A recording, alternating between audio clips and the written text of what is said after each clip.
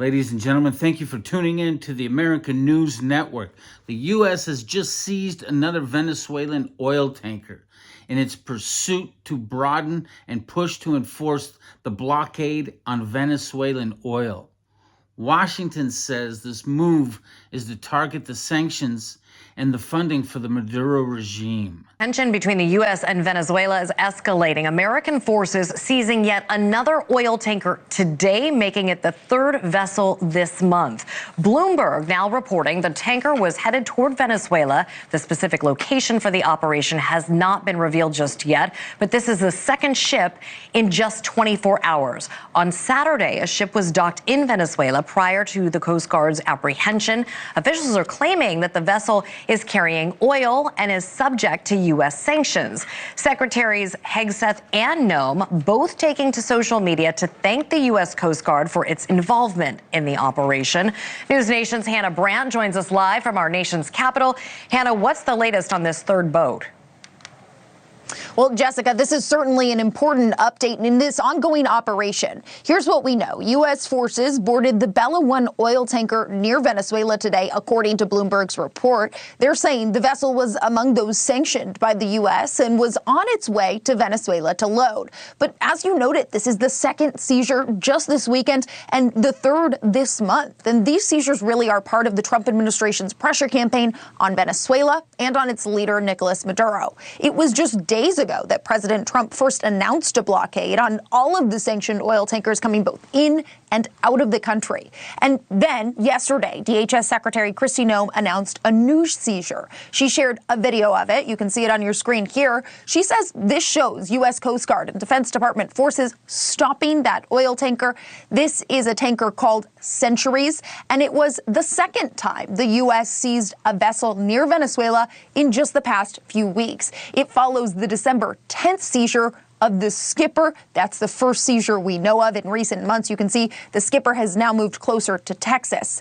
And in responding to some questions about whether that second tanker was even on the official U.S. list of sanctioned vessels, White House Deputy Press Secretary Anna Kelly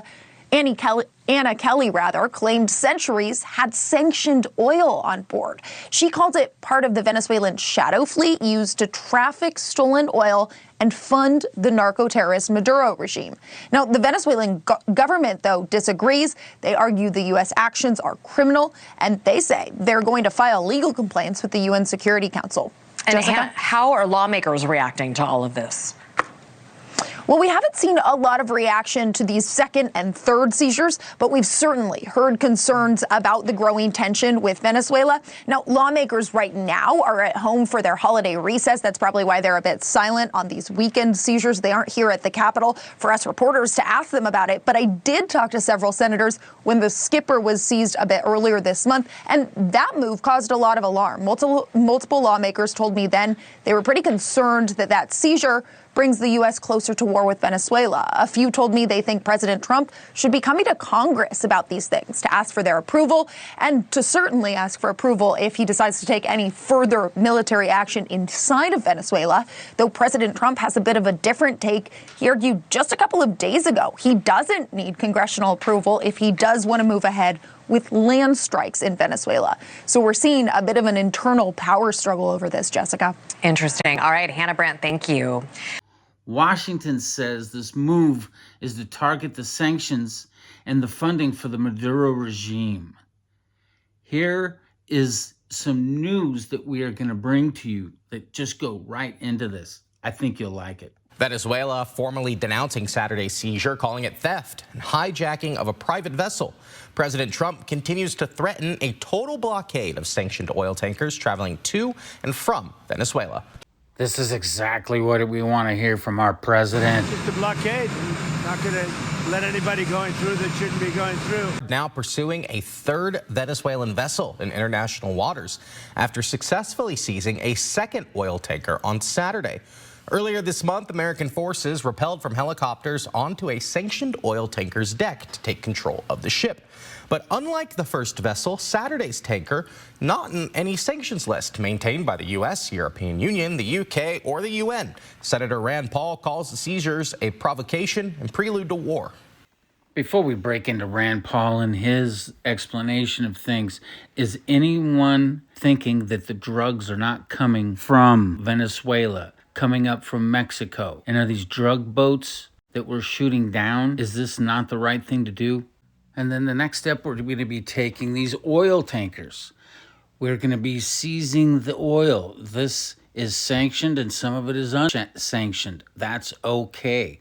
This is the way that we get control, stop the malicious attacks on the United States and its people, so get control over the waters in the surrounding areas of the United States, and then move forward with a positive plan. So I'd like to also get CBS News' take on this. So here we go. Tonight, the U.S. is ramping up pressure on Venezuela. The Trump administration has accused President Nicolas Maduro and his government of trafficking drugs into this country. Since September, the administration has conducted airstrikes on dozens of suspected drug boats in the waters off the coast of Venezuela. And it is believed more than 100 people on those boats have been killed. Earlier this month, President Trump announced a total blockade off Venezuela's coast in an effort to stop the country from selling oil, its main source of revenue. CBS's Willie James Enman is traveling with the president in West Palm Beach with more on today's developments. Willie James. Jerika, good evening to you. A U.S. official tells me the Coast Guard is actively pursuing another sanctioned oil vessel as the Trump administration works to turn up pressure on the government of Venezuela. I love the way that Trump's thinking. We do need to turn up the pressure, but we have clowns like Rand Paul that are over here talking about due process and if we're actually able to kill the people that are in the drug boats and whatnot. Ignore that kind of talk. Let's get back on track. This weekend, the White House escalating its crackdown on Venezuela's oil industry. The U.S. Coast Guard is pursuing a third vessel a U.S. official says was flying a false flag and under a judicial seizure order. The pursuit takes place one day after the seizure of a second oil tanker off the coast of Venezuela. In a statement, White House Deputy Press Secretary Anna Kelly said the second tanker was carrying sanctioned oil and that the vessel was operating as part of a Venezuelan shadow fleet. The move leading to increased tensions with the government of Nicolas Maduro, which called Saturday's actions by the U.S. theft and piracy. Last week, President Trump announced a blockade of sanctioned vessels going into or out of Venezuela. It's just a blockade. We're not going to let anybody going through that shouldn't be going through. The administration accuses the government of involvement in trafficking drugs to the U.S. The first tanker seized earlier this month is expected to arrive at a port in Texas on Sunday. The White House previously said the administration would follow a legal process for seizure of the oil. Lawmakers on both sides of the aisle expressing concern about the escalation. I consider it a provocation and a prelude to war, and I hope we don't go to war with Venezuela. We should be using sanctions and other tools at our disposal to punish this dictator who is violating the human rights of his civilians and has run the Venezuelan economy into the ground. And Jerika, a new CBS News poll shows that 73% of Americans believe the Trump administration has not clearly explained the possible use of military action in Venezuela. Willie James Enman traveling with the president. At any point in time, there are 20, 30 governments around the world that we don't like that are either socialist or communist or have human rights violations. But it isn't the job of the American soldier to be the policeman of the world. Venezuela formally denouncing Saturday's seizure, calling it theft and hijacking of a private vessel. President Trump continues to threaten a total blockade of sanctioned oil tankers traveling to and from Venezuela. 4 News Now will be right back.